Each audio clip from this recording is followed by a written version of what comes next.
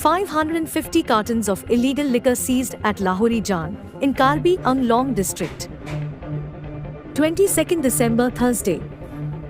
550 cartons of illegal Meghalaya liquor seized at Lahorijan checkgate under Dilai police station in Karbi Anglong district. A truck bearing AS01 PC4897 was intercepted at Lahorijan checkgate, carrying 550 cartons of illegal whiskey. Meghalaya was supposed to be smuggled to Imphal from Guwahati.